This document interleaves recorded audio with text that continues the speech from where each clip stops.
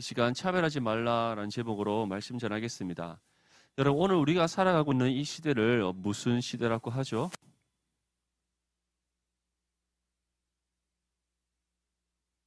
코로나 시대. 그렇죠. 이거 코로나 시대죠. 예기치 못한 작년, 맞죠? 작년 2월 말에 대구에서 이제 신천지로 해서 코로나가 급속히 퍼져나가면서 지금 우리 대한민국도 코로나로 인해 좀 많은 어려움을 겪고 있습니다. 이러한 재난의 시대라고 할 수 있지만 지금 통칭적으로 우리 이 시대를 가리켜 포스트 모던 시대라고 합니다. 혹시 모던 시대, 모더니즘이라고 혹시 아세요? 모더니즘 얘기 들어봤죠? 모더니즘은 19세기 말에서부터 발흥한 시대입니다. 계명주의 철학이 지나서 계속해서 푸식푸식 소리가 왜 나죠? 이 유선으로 할까?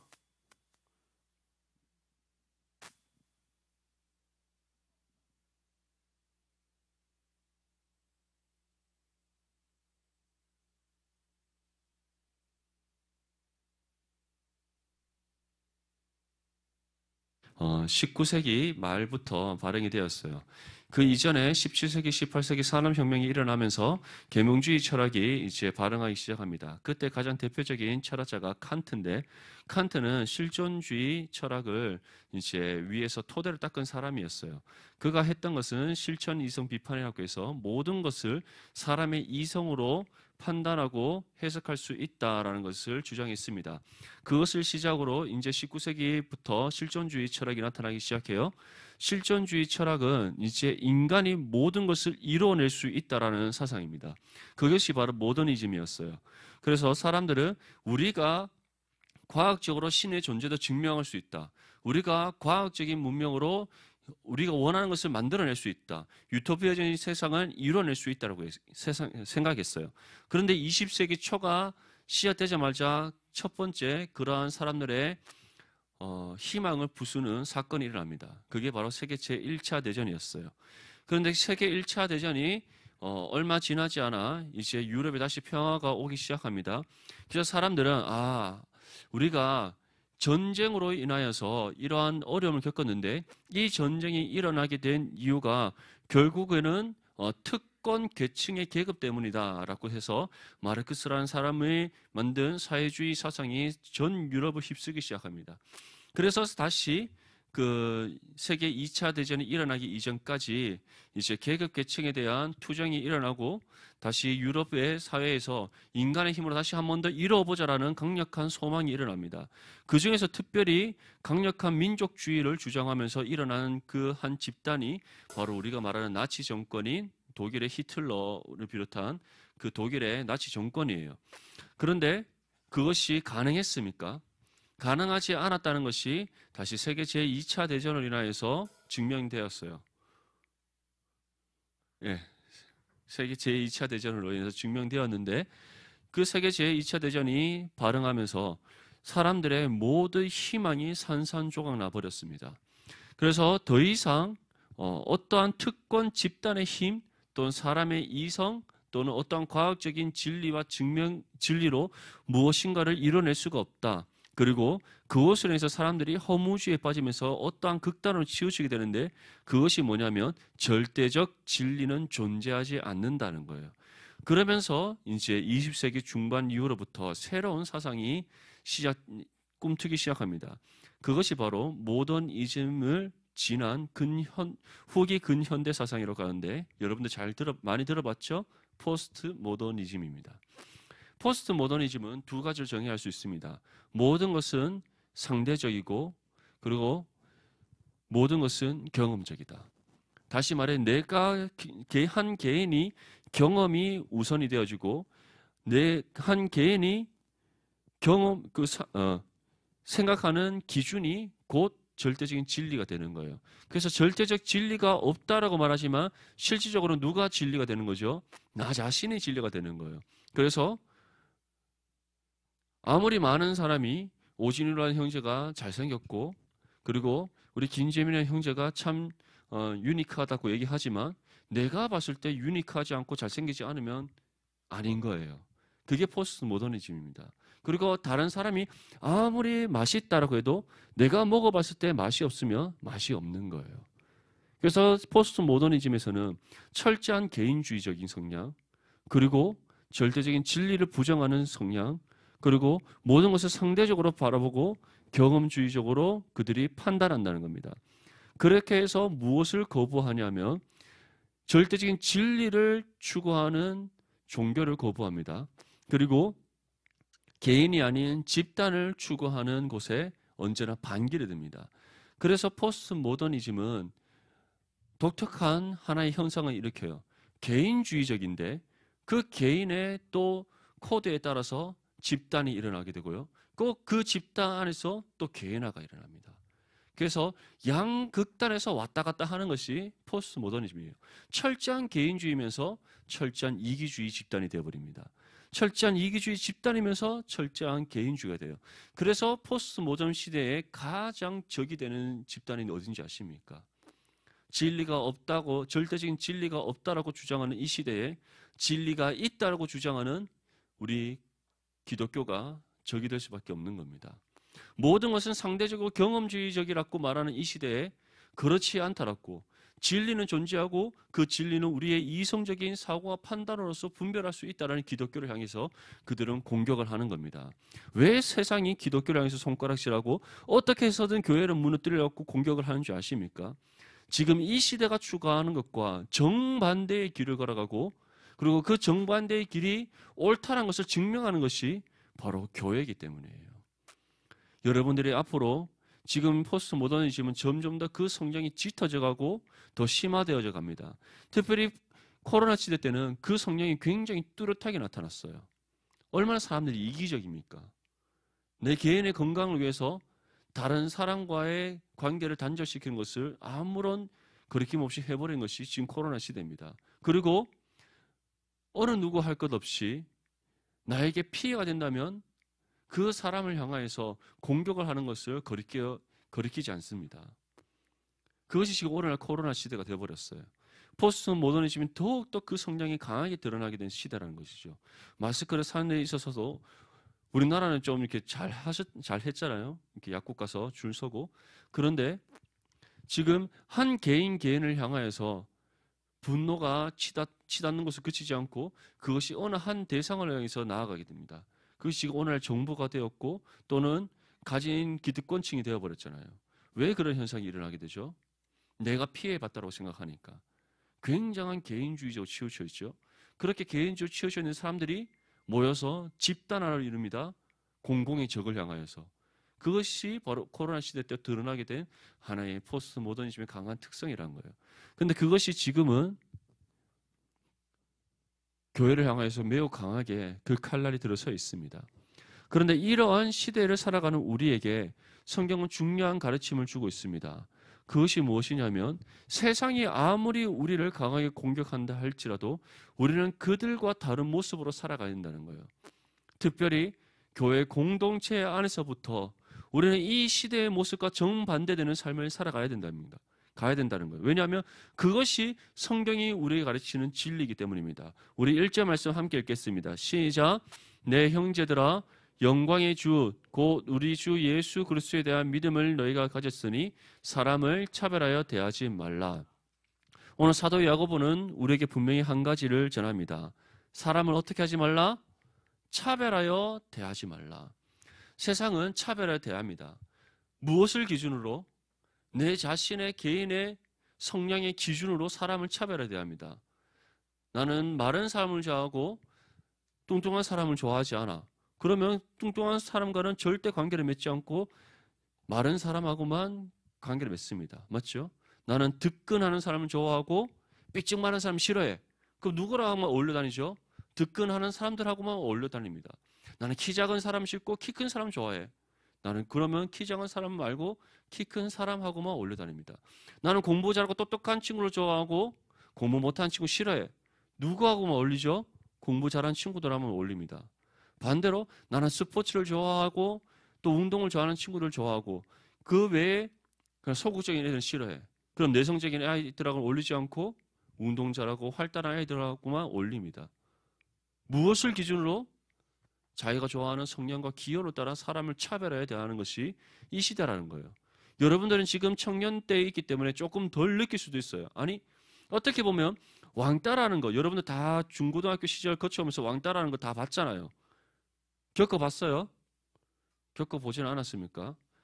제일 겪어보지 않았을 것 같은 한 형제가 고개를 끄덕끄덕 하는데, 맞죠? 어떤 한 형제가 얘기하더라고. 우리 교회에서 싸움 제일 잘하게 생겨갖고 제일 소심하다고.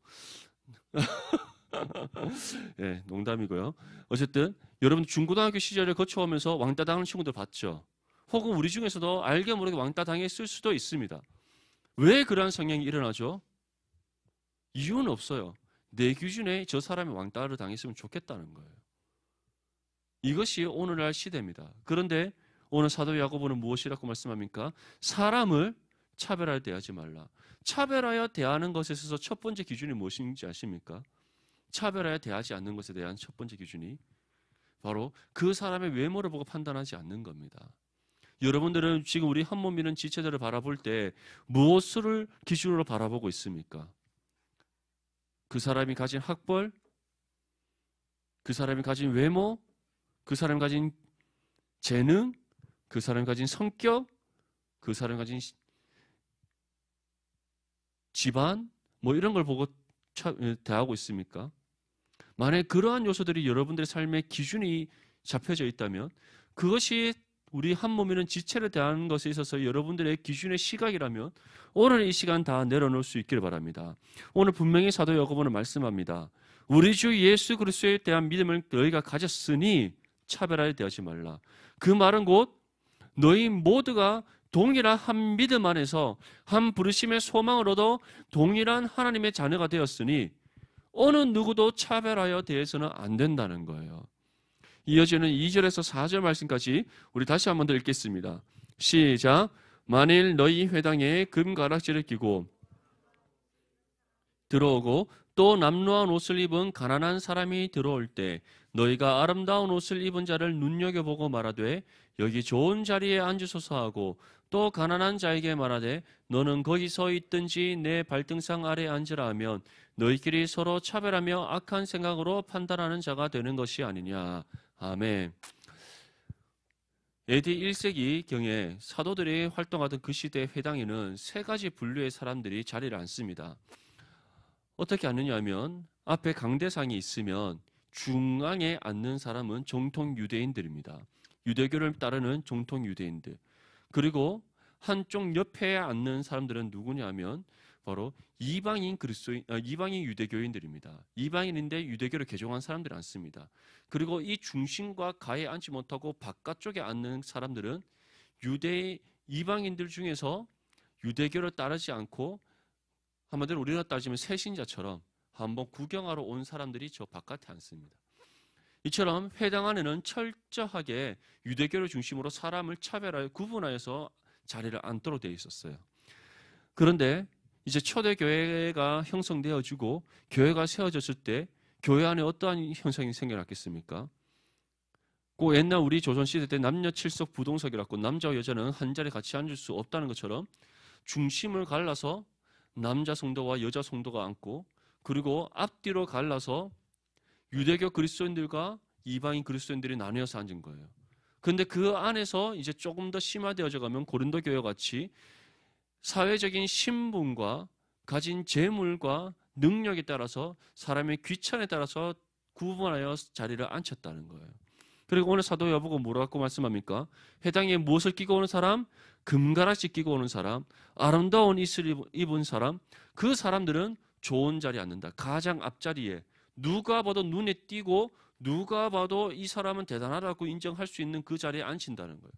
그런데 남루한 옷을 입고 누가 봐도 가진 것 없고 볼품없는 사람이 들어오면 가장 구석진 자리에 사람들이 잘 보이지 않는 자리에 앉힌다는 거예요.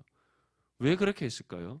그만큼 교회 안에 그 한 믿음 안에서 한 몸이는 지체라는 생각이었고 세상의 기준으로 사람을 차별하여 대하는 모습들이 있었다는 겁니다. 여러분, 지금 우리 디모데 공동체는 어떤 모습인 것 같습니까? 여러분들이 서로를 대할 때 혹시 여러분들의 개인의 성향과 기호를 따라 사람을 차별하여 대하고 있지는 않습니까? 우리 안에 혹시 끼리끼리의 집단이 생겨서 우리끼리 서로 마음에 맞는 사람들끼리만 모여서 혹시 교제를 나누고 있지는 않습니까? 밥을 먹으러 갈 때, 커피를 마시러 갈 때, 또는 교제를 나누기 위해서 함께 모일 때 혹시 여러분들의 성향과 기호가 맞는 사람들, 그냥 내 눈에 보기 좋은 사람들, 나랑 잘 맞을 것 같은 사람들하고만 모여서 그 사람들끼리만 혹시 어울려 다니진 않습니까? 우리 안에 만약에 사람을 차별하여 대하는 요소가 지극히 작은 것이라도 있다면 오늘 이 시간 다 내려놓을 수 있기를 바랍니다. 우리 안에는 차별이 없어야 됩니다.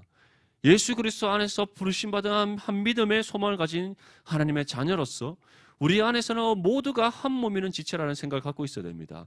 어느 누구도 차별하여 대하지 아니하고 사람을 외모로 차별하지 않고 성격으로 차별하지 않고 그리고 학벌이나 우리가 보이는 세상의 외적인 조건으로 차별하지 않고 또는 내 생각의 기준으로 상대적으로 사람을 차별하지 않고 내 경험적으로 차별하지 않고 오직 예수 그리스도의 믿음 안에서 성령이 하나 되게 하신 것을 힘써 지켜줄 줄 믿습니다. 그것이 바로 우리가 살아가야 될 믿음의 삶임을 오늘 성경은 분명히 우리에게 전합니다. 우리 본문 5절 말씀을 함께 읽습니다. 시작. 내 사랑하는 형제들아 들을지어다. 하나님이 세상에서 가난한 자를 택하사 믿음에 부요하게 하시고 또 자기를 사랑하는 자들에게 약속하신 나라를 상속으로 받게 하지 아니하셨느냐. 오늘 5절 말씀에 무엇이라고 말씀합니까? 하나님께서 세상에서 누구를 택하셨다? 가난한 자를 택하셔서 어떻게 믿음에 부유하게 하셨다. 여기에서 가난하다는 것은 여러분 세상에서 가진 것을 없는 사람 뜻하지 않습니다. 재물을 가지 못하고 세상에서 어느 것 하나 내세울 것 없는 그러한 가난한 사람 뜻하지 않아요. 여기에서 가난하다는 것은 바로 우리의 영혼의 상태를 가리킵니다. 우리의 영혼의 상태. 이전에 우리가 구원받기 이전에 우리 모두는 죄로 인해 죽었던 존재들입니다. 그런데 그러한 우리에게 하나님께서 믿음을 선물로 주셨습니다. 우리에게 믿음을 선물로 주신 이유는 에베소서 1장 4절 말씀에 나오듯이 하나님께서 창세전에 우리를 구원하시기 위해 구별되게 선택하셨다는 이유로서 우리에게 믿음을 주셨다라고 분명히 말씀하고 있습니다. 우리에게 믿음을 주셔서 그 믿음으로 인해 우리는 하나님을 알아가게 됩니다. 그리고 하나님과 하나님 앞에 우리가 어떠한 존재인가를 깨닫게 됩니다. 그 존재를 깨달았을 때 우리가 우리의 심령 안에서 일어나게 되는 것이 바로 가난함이다라고 예수님께서 말씀합니다. 심령의 가난함이라는 것은 우리의 죄인됨을 깨달아서 하나님 앞에 철저히 자복하고 회개하고 울부짖는 애통한 그 심령을 뜻해요.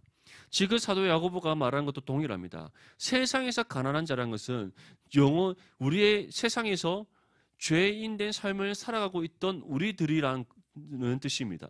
그러한 우리를 부르셔서 믿음을 주심으로 구원받게 하셨다는 거예요. 그것이 바로 믿음으로 인해 부요하게 하셨다. 이전에는 너희가 죄로 인해 죽었던 존재였는데 예수 그리스도를 믿는 믿음으로 인해 너희가 구원받아 하나님의 자녀가 되었다는 거예요. 그런데 그 믿음이 어떠한 믿음이라고 말씀하고 있습니까? 바로 예수 그리스도 안에서 주신 동일한 한 믿음이라는 거예요. 그리고 그 믿음을 통해서 우리가 구원받았는데 이제 우리에게 동일한 하나의 약속이 주어졌습니다. 그것이 바로 하나님의 나라예요. 그래서 사도 야고보는 이렇게 말씀하는 겁니다. 사랑하는 자들에게 약속하신 나라를 상속으로 받게 했다. 다시 말해 구원받은 모든 하나님의 자녀들에게는 하나님 나라를 상속으로 받는 그 약속이 동일하게 주어져 있다는 겁니다. 우리 안에서 그 어느 누구도 하나님 앞에 차별되지 않는다는 겁니다. 하나님께서는 우리를 대하실 때 그 어느 누구도 차별하여 대하지 않는다는 겁니다.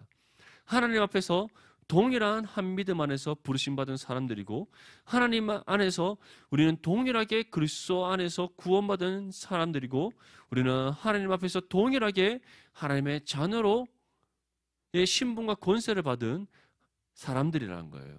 어느 누구도 다르지 않다는 겁니다. 그런데 그러한 은혜를 받은 우리가 서로를 차별하여 대하면 어떻겠습니까? 하나님 뜻에 합당한 삶이라고 할 수 있겠습니까? 하나님 보시기에 기쁨이 되는 삶이라고 할 수 있겠습니까? 하나님께서 하나님으로부터 잘했다 칭찬받는 삶이라 할 수 있겠습니까? 그럴 수가 없다는 것이죠. 너희가 진정으로 예수 그리스도를 믿는 그 한 믿음 안에서 구원받은 하나님의 자녀들이냐? 하나님 나라를 상속으로 받은 하나님의 자녀들이냐? 그렇다면 너희 중에 그 어느 누구도 서로를 차별하여 대해서는 안 된다. 차별하여 대할 자격이 없다. 너희는 오히려 그 어느 누구도 차별하지 아니하고 그리스도 안에서 서로 동일하게 대할 수 있어야 된다는 것을 우리에게 말씀하는 겁니다. 마태복음 5장 3절 말씀에 보면 심령이 가난한 자는 복이 있나니 천국이 그들의 것이다 라고 예수님께서 말씀하고 있습니다. 심령이 가난하다는 것은 우리가 믿음을 얻어 하나님을 알게 되고 하나님 앞에 우리 자신이 어떠한 존재인가를 알게 됨으로써 일어나는 영혼의 상태라고 말씀했습니다. 바로 우리의 죄인됨을 철저히 깨달아서 하나님 앞에 자복하여 회개하는 그 심령이, 그 애통하는 심령이 바로 심령이 가난한 사람의 모습입니다. 그러한 사람이 복이 있는 이유가 천국이 바로 그들의 것이기 때문이다라고 예수님께서 말씀하고 있어요. 다시 말해 구원받은 모든 하나님의 자녀들은 하나님께 속한 그의 자녀들이고 하나님 나라를 상속으로 받았고 예수 그리스도를 믿는 믿음 안에서 한 몸 이룬 지체다라는 거예요. 그런데 너희 중에 어느 누구가 차별하여 대할 수 있냐라고 우리에게 말씀하고 있는 겁니다. 우리 앞뒤 좌우로 한번 우리 지체들의 모습을 한번 바라봅시다. 자, 한번 바라봅시다. 어떻습니까? 여러분들 지체를 바라볼 때 어떠한 눈으로 바라보고 있습니까? 나와 같은 한 몸 이룬 지체라는 마음으로 서로를 바라보고 있습니까? 예수 그리스도께서 나를 사랑하시듯이 지금 내 옆에, 지금 내 앞에, 지금 내 뒤에 앉아있는 지체 또한 동일하게 사랑하신다는 그 눈으로 바라보고 있습니까? 아니면 지금 내 옆에 있는 지체를 바라봤을 때 그 지체에 혹시 허물이 보이지 않습니까? 그 지체에 좋지 않은 모습들이 보이지 않습니까? 아니면 혹시 그냥 나와 맞지 않다라는 생각, 별로 가까이 지내고 싶지 않다라는 생각, 그런 차별화에 대한 생각들이 여러분들 가운데 있지 않습니까? 오늘 이 시간 그러한 생각과 마음이 차갑게 지긋티끌 만한 것이라도 있다면 하나님 앞에 다 내어놓고 회개할 수 있기를 바랍니다. 그리고 예수 그리스도께서 여러분 한 사람 한 사람을 사랑하시듯이 지금 나의 앞뒤 좌우로 앉아있는 한 몸이는 지체 또한 동일하게 사랑한다는 사실을 다시 한번 깨닫고 주님의 사랑으로 서로 온전히 사랑하는 우리 모든 디모데 지체를 될 수 있기를 축복합니다. 우리 6절과 7절 말씀을 함께 읽겠습니다. 시작. 너희는 도리어 가난한 자를 없인 여겼도다. 부자는 너희를 억압하며 법정으로 끌고 가지 아니하느냐. 그들은 너희에게 대하여 일컫는 바 그 아름다운 이름을 비방하지 아니하느냐. 아멘. 이 말씀을 쉽게 풀이하자면 우리의 기준으로 사람을 차별하게 되었을 때 우리의 생각으로는 이 사람이 나와 잘 맞고 이 사람과 내가 함께함으로써 나에게 유익이 있다고 생각할 줄 모르지만 하나님께서는 그러한 우리의 모습을 가만히 두지 않는다는 겁니다. 왜냐하면 그것이 하나님 앞에 죄악된 삶이기 때문이에요. 그래서 너희가 그렇게 믿고 신뢰하는 사람, 너희가 그렇게 좋아하는 사람, 너희가 그렇게 차별하여서 너희의 이익을 따라 사귀었던 그 사람으로부터 너희가 배반당하게 될 것이다. 너희가 수치를 겪게 될 것이다. 너희가 그 사람들로 인하여서 너희 삶에 어려움이 찾아오게 될 것이다 라고 말씀하고 있는 겁니다. 그리고 무엇보다도 중요한 것은 우리의 그 아름다운 이름, 바로 예수 그리스도에게 속한 그리스도인이라는 그 이름이 세상으로부터 비방받게 될 것이다 라고 말씀하고 있습니다.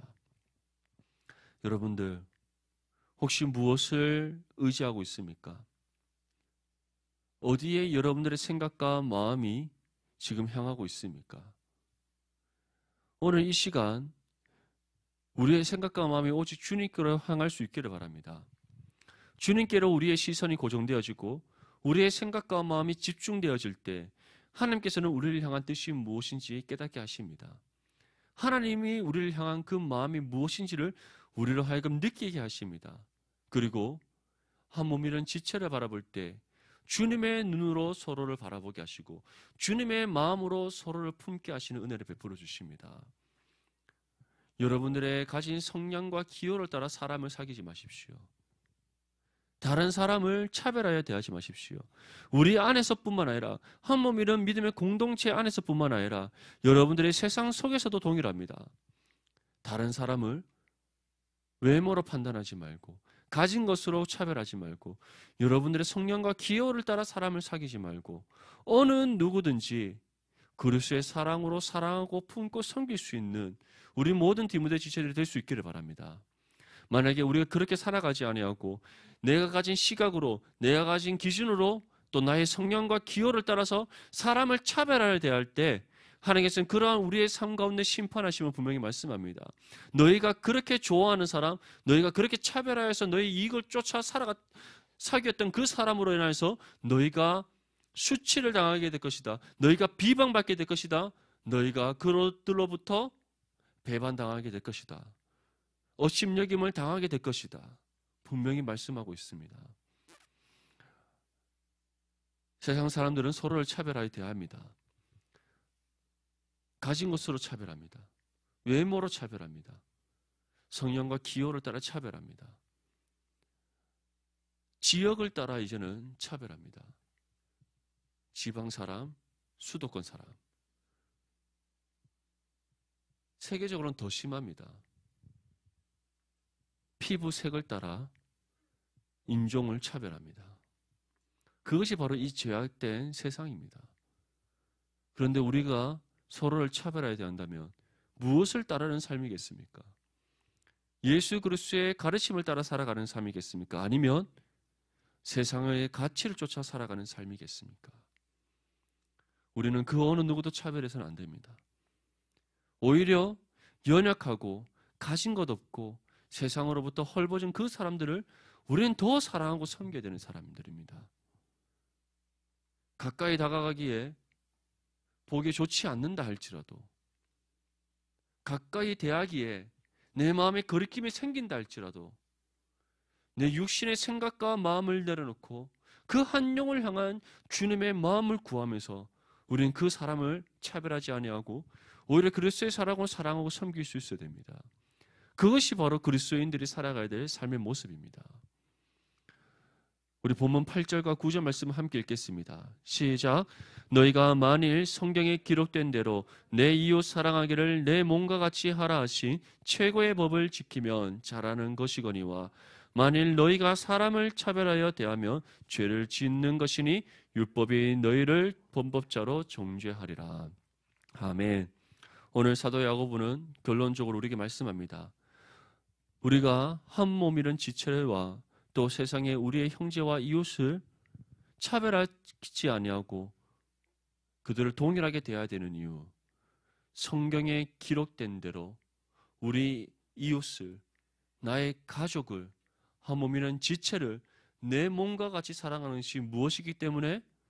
하나님의 말씀의 법이기 때문이다라고 말씀하고 있습니다. 여러분들, 하나님 말씀의 법은 절대적인 진리입니다. 이 포스트 모더니즘 시대에 절대적인 진리를 거부하고 그리고 그리스도의 사랑으로 사람을 서로 차별하여 대하지 아니하고 동일하게 대하고 동일하게 사랑하고 섬기는 것을 거부하는 이 시대에 여러분들 세상을 두려워하지 마시고 이 말씀의 가르침대로 살아갈 수 있기를 바랍니다. 세상을 아니다라고 할 때 복음이 진리가 예스라고 한다면 우리는 그 말씀에 순종할 수 있어야 됩니다. 세상이 예스라고 하지만 하나님의 말씀이 노라고 한다면 우리는 노라고 할 수 있어야 됩니다. 그것이 우리가 살아가야 될 믿음의 삶입니다. 세상은 자신의 성령과 기호에 따라 사람을 차별하고 내가 내 개인의 생각을 따라 모든 것을 판단하고 내 경험을 따라 모든 것을 구분하며 살아가야 된다고 주장하지만 복음은 하나님 말씀을 기준으로 살아가야 된다고 말씀하고 있습니다. 예수 그리스도의 사랑으로 어느 누구도 차별하지 말고 내 몸같이 사랑해야 된다고 말씀하고 있습니다. 나의 경험과 나의 생각에 의존하는 것이 아니라 오직 하나님 말씀의 진리를 붙잡고 살아가야 된다고 말씀하고 있습니다. 여러분들 세속의 물결에 휩쓸리지 마시고 오직 복음이 전하는 말씀의 진리를 따라 살아갈 수 있기를 바랍니다. 그 중에서 특별히 우리가 주의해야 될 것이 나의 생각과 나의 기준과 나의 성령과 기호를 따라 사람을 차별하여 대하지 말아야 된다는 겁니다. 오히려 예수 그리스도께서 우리에게 베푸신 그 사랑으로 한 몸이는 지체와 내 형제와 이웃과 가족을 내 자신과 같이 사랑할 수 있어야 됩니다. 그것이 차별하지 않는 삶이요, 우리가 그리스도인됨을 세상 가운데 증거하는 삶인 줄 믿습니다. 이곳에 모인 우리 모든 디모데 지체들이 그리스도의 사랑으로 서로 온전히 사랑할 수 있기를 바랍니다. 그리스도의 사랑으로 세상을 가운데 여러분들이 살아갈 수 있기를 바랍니다. 특별히 사람을 차별하지 마시고 어느 누구라도 그리스도의 사랑으로 사랑하고 섬김으로써 하나님의 살아계심을 증거하고 여러분들 한 사람 한 사람이 진정한 그리스도인됨을 세상 가운데 나타내는 믿음의 삶을 살아갈 수 있기를 축복합니다.